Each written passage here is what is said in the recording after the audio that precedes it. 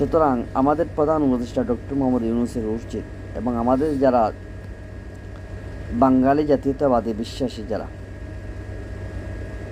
শক্ত অবস্থানে গিয়ে এই ভূখণ্ডটা ফেরত দাবি করা, কারণ আমাদের ভূখণ্ড ফেরত চাই। আমাদের ওই অঞ্চলের লোকদের সাথে কোনো শত্রুতা নেই, বরঞ্চ তাদের সাথে আসছে বন্ধুত্ব।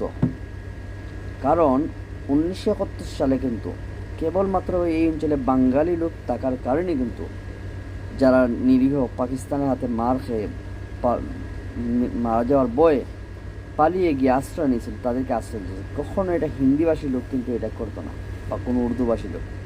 কারণ আমাদের ভাষাগতভাবে মিল থাকার কারণে কিন্তু আমাদের একটু হলেও তারা আশ্রয় দিয়েছে। তো সুতরাং আমাদের ভাষাগত, আমাদের জাতিবাহী যে ধর্মের হোক, আমরা অবশ্যই তাদের সাথে, আমাদের দেশের সাথে তাদের এই অংশগুলা যুক্ত করে দেওয়া, এটা হচ্ছে সময়ের দাবি। কারণ আমরা এটা স্বাধীন, এটা যে পশ্চিমবঙ্গ, আসাম, ত্রিপুরা, এগুলো হচ্ছে স্বাধীন বাংলার অবিভক্ত একটা অংশ। সুতরাং এটা কখনো ভারতের অংশ হতে পারে না, যেই যতই হোক। আর এটা কোনোদিন ছিল না, প্রায় 4000 বছরের একটা ইতিহাস, যে একটা বদ্বীপের একটা অংশ ছিল। আর বদ্বীপ থেকে সৃষ্টি হচ্ছে বঙ্গভূমি, আর বঙ্গভূমি থেকে বঙ্গদেশ, তারপর হচ্ছে বাংলাস্তান, এবার হচ্ছে নামের বিবর্তন, কিন্তু ভূখণ্ডটা হচ্ছে বঙ্গ। আর পশ্চিমবঙ্গে যারা জনগণ, এরা হচ্ছে আমাদের জাতিবাহী। হতে পারে এখানে হিন্দু সংখ্যা বেশি, কিন্তু বর্তমানে যদি আপনি প্রেক্ষাপট দেখেন, এখানে হিন্দু মুসলমান প্রায় সমান সমান হয়ে গেছে।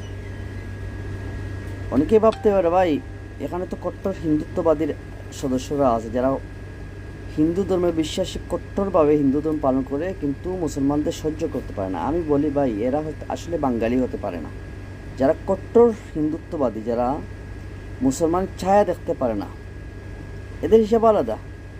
কারণ এইরকম লোক কখনো অবিভক্ত বাংলায় ছিল না। এটা যে বিভিন্ন অঞ্চল থেকে অনুপ্রবেশ ঘটেছে, এরা স্থান জায়গা নিয়ে ভাষা শিখে, এই ব্রিটিশদের আমলে হোক আর পরবর্তীতে হোক, এরা কিন্তু, কারণ যেহেতু ভারতের অধীনস্থ চলে যায়, তখন এইভাবে মনে করেন মহারাষ্ট্র থেকে, এরপরে দিল্লি থেকে, হায়দ্রাবাদ থেকে, বিহার থেকে এইসব লোক এসে কিন্তু এখানে স্থান লয়েছে।